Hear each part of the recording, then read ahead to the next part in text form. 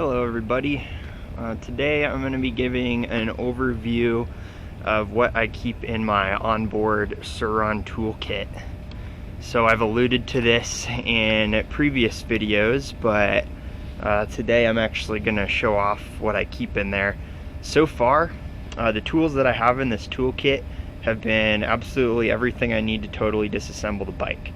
That being said, I have not yet totally disassembled the bike using this toolkit, so as I go along and continue doing repairs, there very well may be some other stuff that I'll add. One thing I can think of off the top of my head that's missing right now is a roll of electrical tape. So let's get into it. So the toolkit I keep right here. I've taken the battery out already because it's a little bit difficult to access the toolkit with the battery in there. So that's already been done, but it's basically you can find little bags like this that are good for your toolkit by searching up like medic bag on Amazon. That's how I found mine. It's got the mole connectors so you can attach it to like combat vest, but I just zip tied it into the bike. So let's get into it. First off, a little screwdriver with the hex bit so I can have all different kinds of bits on there. Let me show you the bits. So these are what I keep for the screwdriver. Got pretty much everything I need and even more stuff that I don't need. So that's been very useful. Another one is I've got a socket wrench, a little heavier duty just so I can get the required torque to get bolts off. And then here's a socket. This is one of the 3 sockets that I keep with me here because this socket fits right on here, and that's going to be important. To my knowledge, that's the largest socket on this bike.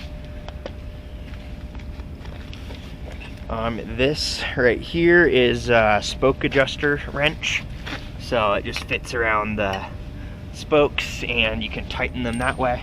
You could probably do the same thing with pliers, but I just wanted one of those. Speaking of pliers, I've got 2 pairs here. Got some wire cutters and some needle nose pliers. These are not the highest quality pliers, but it's just kind of the extra ones I had laying around. And you're really gonna want needle nose pliers because they allow you to get the master link off, which may very well be a common repair you're going to need to make on the road.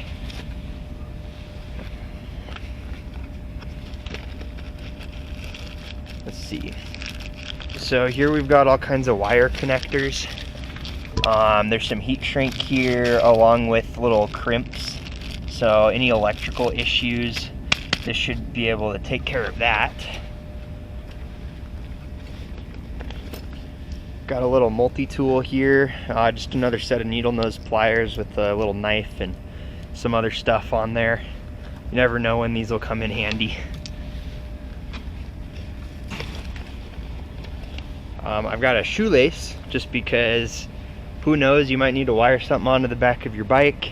Could come in handy. And this shoelace actually has a flint built into it as a fire starter. It's just what I had laying around. They don't fit any of my shoes, so figured it couldn't hurt to have a flint in here just for worst case scenario. Always be prepared. So here's some other sockets I've got with an adapter. These are for stuff like this one fits the pegs, and then this smaller one is for some various other bolts around the bike, and then this is an adapter so that I can go from 3/8 of an inch drive on this wrench to the 1/4 inch drive on these sockets.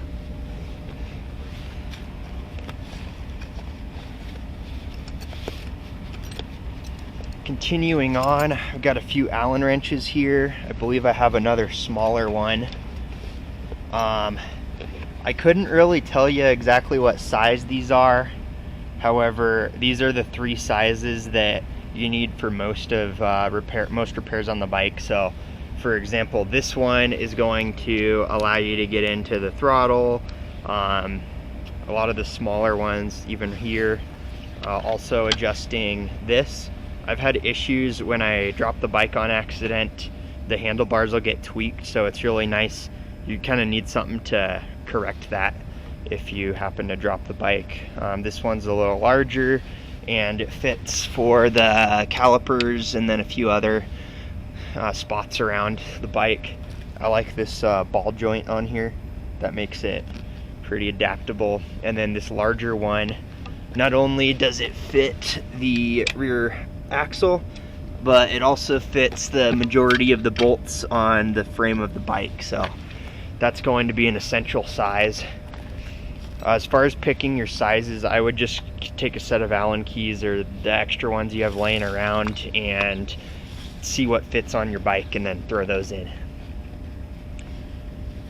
Another thing that is very important is an extra master link. So chances are, if you have an issue with your master link and it breaks, you are not ever going to find all those pieces again. So it's very good to have an extra master link in your kit. It's super simple, super cheap, but it might save your ass someday. And I think we're just about done. Here's just a socket extender for a 1/4-inch drive, so this will let you get into some tighter spaces. I haven't needed that yet, but you never know. So looks like that's everything from the main compartment. So now we'll move on to the little extra pouch on here. I'm not gonna pull stuff out of here because I don't have that much inside, but it's pretty much just a bundle of wire, like safety wire for tying stuff down, and then a bunch of zip ties.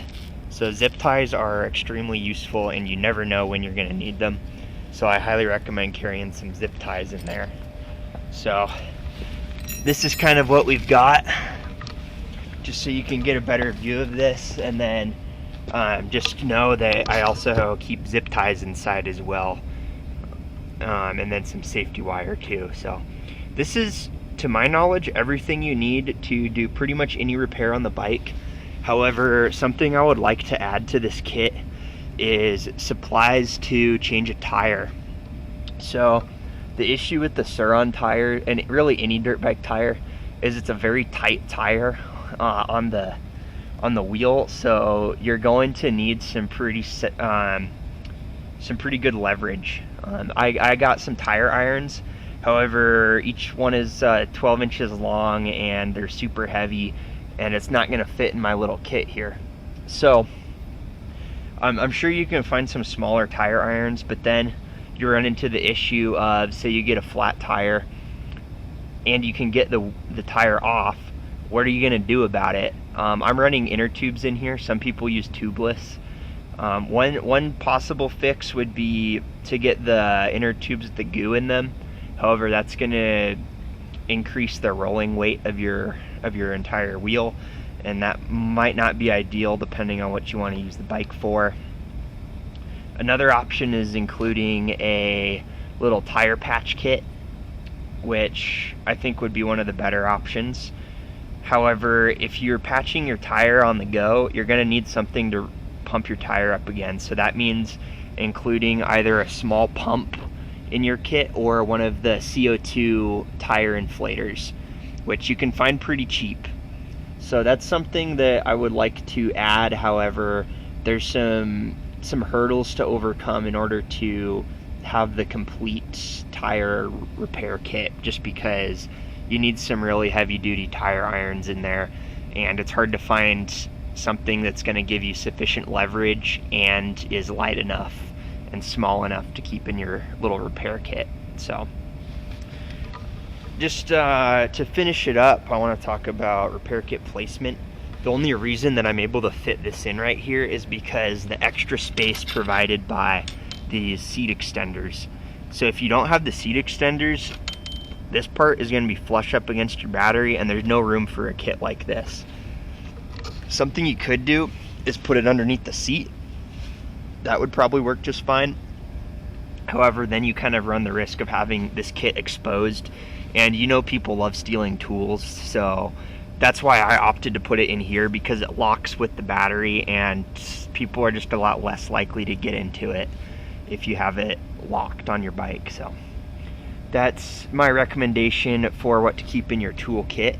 I hope this is helpful, and I would encourage everybody to have at least a few tools on their bike at all times, or just keep it in your backpack or something, because you never know when you're going to need them. And this bike is quite heavy. My estimate is around 120, 130 pounds. May well be heavier depending on what upgrades you put on. I'm going to weigh it in the near future, and I'll get back to you on the actual weight in a video. But if you get stranded somewhere, if you have your bike break down, it's going to be really difficult to push it back, especially if you're going off-road somewhere. So ideally you'll have all the stuff you need in your kit to make the repairs on the go. So that's the reason for carrying a toolkit with you on the Sur-Ron. So that will pretty much wrap up the video. This is Electro Zoomer, and I would just like to say thank you all for watching my videos. Please leave a like and subscribe to my channel. And while you're at it, just comment as many times as you possibly can. Spam that comment section. So thank you very much for watching again. I hope you have a phenomenal day. Goodbye.